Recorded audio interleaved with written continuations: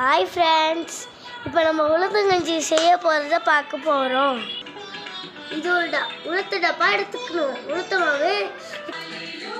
Sorry friends, முன்னாடி சொன்னது தப்பாக சொல்லிட்டேன். ஒரு மூடி உளுத்த மாவு எடுத்துக்கணும். இப்போ உளுத்த மாவை மிக்ஸ் பண்ணணும். நம்ம இதை தண்ணியாட்டம் வரணும், இப்படியே போடக்கூடாது.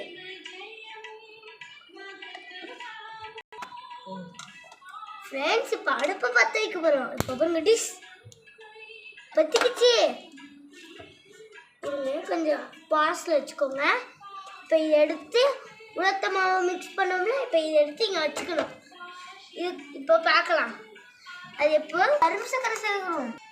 ஃப்ரெண்ட்ஸ், இப்போ கரும்பு சர்க்கரையை மிக்ஸ் பண்ண போகிறோம். கரும்பு சர்க்கரையை கொட்டிட்டு இப்போ நம்ம இதை மிக்ஸ் பண்ண போகிறோம். அவ்வளோதான், கொட்டியாச்சு.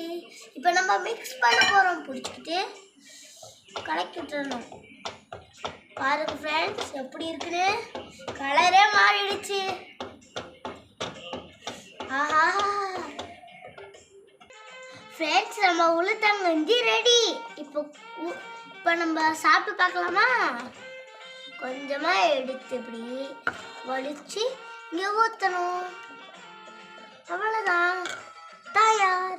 நம்ம இப்படி குடிக்க போகிறோம்.